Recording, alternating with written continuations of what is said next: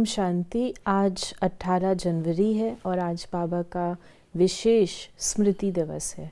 बाबा के मधुर महावाक्य विशेष आज के दिवस के उसका स्पष्टीकरण देंगी आदरणीय आशा दीदी। बाबा ने कहा, मीठे बच्चे, एक बाप की याद से तुम्हें सुप्रीम बनना है, तो भूले चूके भी किसी और को याद नहीं करना। 18 जनवरी के बारे में बताना चाहूँगी कि 18 जनवरी 1969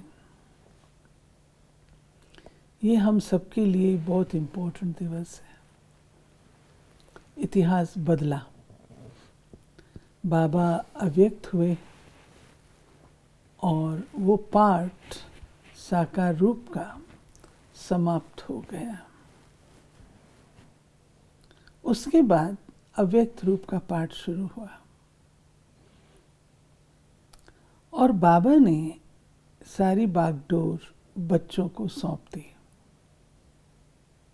खुद गार्ड और गाइड और मातृ शक्ति को आगे किया।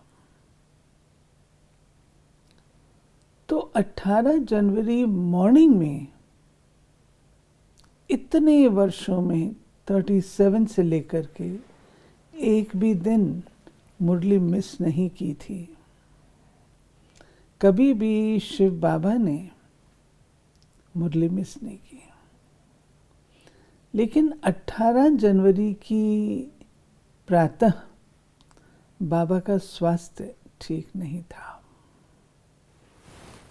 तो बाबा क्लास में नहीं गए, दादी जी क्लास में गए और उस दिन की जो मुरली है ये असॉर्टेड है। भिन्न भिन्न मुरलियों से इसको छांट करके फिर कंपाइल किया जाता है। तो ये हमारे ध्यान पर हो। बाबा ने कहा कि मीठे बच्चे, अपने को आत्मा समझ मुझ बाप को याद करो और अपने घर को याद करो। उनको कहा ही जाता है tower of silence, tower of सुख। टावर बहुत ऊंचा होता है, तुम वहाँ जाने के लिए पुरुषार्थ कर रहे हो। ऊंचते ऊंच टावर ऑफ साइलेंस में तुम कैसे जा सकते हो, ये भी टावर में रहने वाला बाप बैठ सिखलाते हैं। बच्चे, अपने को आत्मा समझो। तो बाबा ने कहा, ये चलते फिरते टेव डालनी है। अपने को आत्मा समझो और शांति धाम, सुख धाम को याद करो। इसमें जो पहला सार था उसमें मैंने नहीं बताया। बाबा ने कहा कि तुमको किसी को भी याद नहीं करना है, केवल सुप्रीम को याद करना है और कोई की याद ना आए। ऐसा ही है ना? और बाबा ने कहा, तुम्हें सुप्रीम बनना है, तुम्हें सुप्रीम बनना है। तो ये हमारी चॉइस है, हम अपने लिए क्या लक्ष्य रखते हैं। अगर हमने लक्ष्य रखा है कि हमको बहुत ऊंचा बनना है, सुप्रीम बनना है, तो फिर हमें और कोई बात में जाने की ज़रूरत नहीं। लेकिन अगर हमें ऑर्डिनरी बनना है तो बेशक जिसको मर्जी याद करो, लेकिन अगर सुप्रीम बनना है तो सुप्रीम बाबा को ही याद करना है और कहीं भी बुद्धि ना चाहे। नेचुरल है कि यदि आप स्वयं देखें, अगर आप करता धरता हैं तो जिनके निमित्त आप हैं, अगर उनकी बुद्धि इधर उधर जाती तो आपको भी प्रिय नहीं लगता है। ठीक इसी रीति से ये एक शर्त है कि अगर हमने सुप्रीम बनना है तो सुप्रीम को प्रॉपर्ली याद करना। बाबा ने कहा, जो आत्म अभिमानी होकर रहते हैं उनको कहा जाता है महावीर। याद से तुम महावीर सुप्रीम बनते हो, सुप्रीम अर्थात शक्तिवान।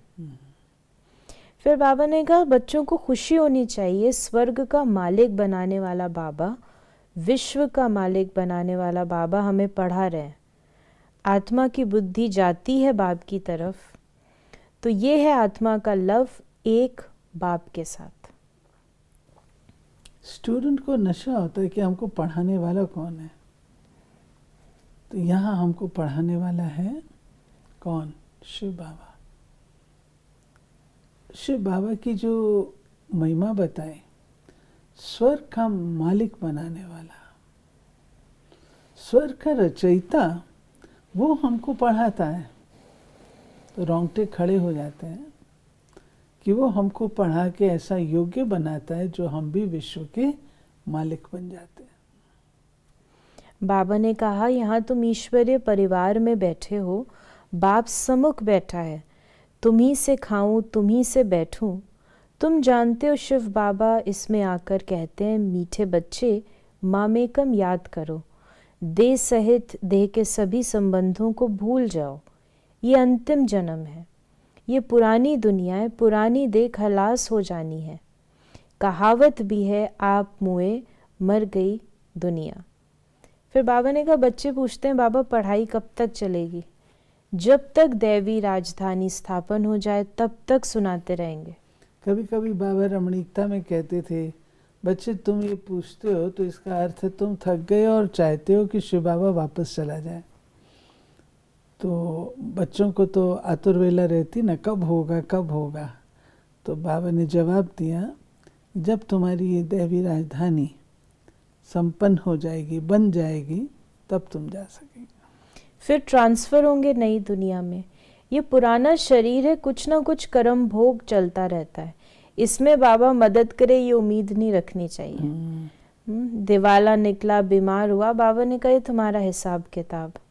हाँ, योग भी, फिर भी योग से आयु बढ़ेगी। अपनी मेहनत करो, कृपा मांगो नहीं, जितना हो सके योग बल से काम लो। नहीं, बाबा कहते हैं कि मैंने तुमको साधन बताया, और एक अच्छा पिता जो होता है रॉयल, वो अपने बच्चों में रॉयल्टी के संस्कार डालता है। रॉयल्टी के संस्कार कौन से? कि तुमको बैठ करके कृपा मांगने की जरूरत नहीं है, आप अपने आप को क्वालिफाई करो, आप अपने आप को इतना अच्छा बनाओ जो अपने आप तुम्हें जिस योग्य हो वो तुमको मिल जाए। मांगने की क्या जरूरत है? बाबा कहते हैं मैंने तुमको विधि बताई है ना राजयोग की, योग लगाओ मेरे साथ और प्राप्ति करो, खत्म हो जाए। मांगते क्यों? फिर बाबा ने कहा कि तुम ब्राह्मण ईश्वरीय संतान हो, ब्रह्मा की औलाद भाई बहन हो, ईश्वरीय पोत्रे पोत्रियां हो, उनसे वर्षा ले रहे हो। तुम्हारी प्रतिज्ञा है बाबा, मेरे तो एक ही आप हो, हम आत्मा है, आप परमात्मा हो, आपसे ही वर्षा लेना है, आपसे ही राजयोग सीख रहे हैं, जिससे राज्य भाग्य पाते हैं। फिर बाबा ने कहा कि ये अनादि ड्रामा है, हार जीत का खेल है। क्रिएटर को ड्रामा ज़रूर पसंद होगा ना, तो क्रिएटर के बच्चों को भी पसंद होगा। बाबा ने कहा जो ड्रामा है ये कोई मैंने बनाया नहीं है, ये अनादि अविनाशी ड्रामा है। क्रिएटर हूँ मैं, क्रिएटर हूँ, मुझे ड्रामा पसंद है, तो तुम बच्चों को भी ये पसंद होगा। क्यों? क्योंकि तुम मेरी रचना हो। और बाबा ने कहा कि यहाँ पर प्यार का सागर बनना है, यहाँ बनेंगे तो वह संस्कार अविनाशी बन जाएंगे। नेचुरली वो जो प्यार है जो कि बेहद का है, जो कि अनकंडीशनल है, रूहानी है, वो प्यार जो अविनाशी है, जो निस्वार्थ है, प्यार की कितनी विशेषताएं बाबा बताते हैं। तो जब शिव बाबा हम बच्चों के साथ ऐसा प्यार का सागर है, तो बाबा कहते हैं कि ये संस्कार तुमको यहाँ ही भरने हैं, यहाँ भरेंगे, यहाँ पर तुम प्यार दूसरों को देंगे।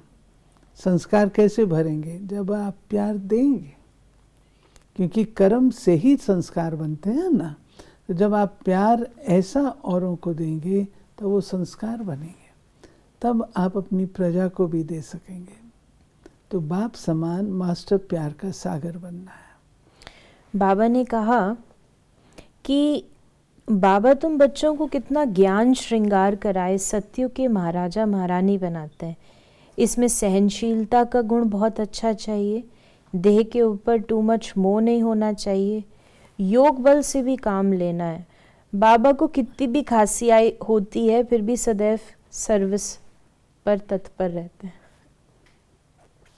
बाबा, ब्रह्मा बाबा खांसी को कहते थे मेरी सखी है।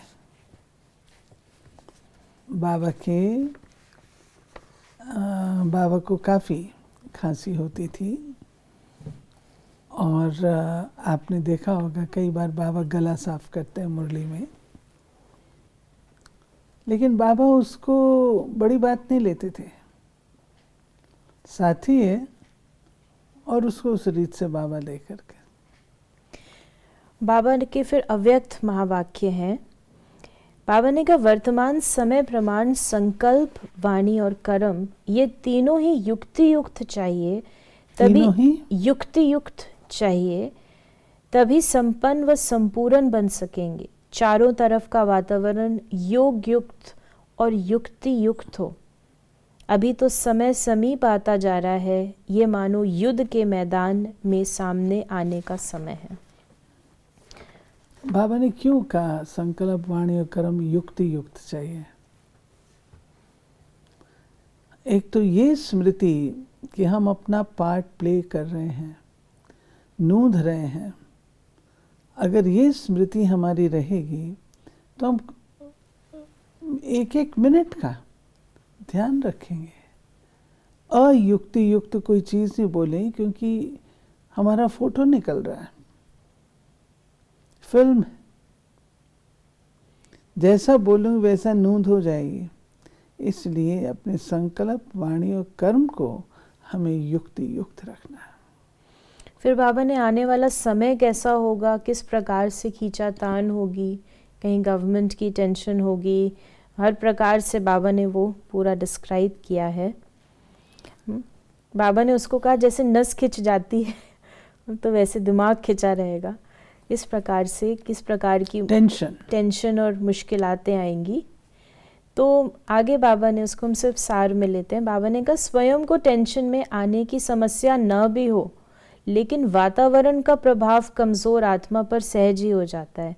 भय का सोच कि क्या होगा, कैसे होगा, इन बातों का प्रभाव ना हो, उसके लिए कोई ना कोई बीच बीच में ईश्वरीय याद की यात्रा का विशेष प्रोग्राम मधुबन द्वारा ऑफिशियल जाते रहना चाहिए, जिससे आत्माओं का किला मजबूत रहेगा।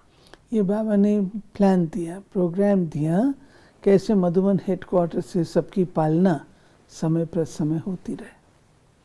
और बाबा ने कहा कि जो आने वाली जो आत्माएं हैं वो मेजॉरिटी संबंध और संपर्क वाले आएंगे, तो खाली हाथ कोई न जाए। नियमों पर भल न भी चल पाए लेकिन वो स्नेह में रहना चाहते हैं, तो ऐसी आत्माओं का भी अटेंशन ज़रूर रखना है।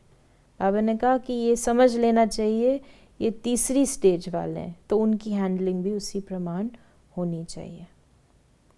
आज का वरदान है स्नेह के पीछे सर्व कमजोरियों को कुर्बान करने वाले समर्थी स्वरूप भव।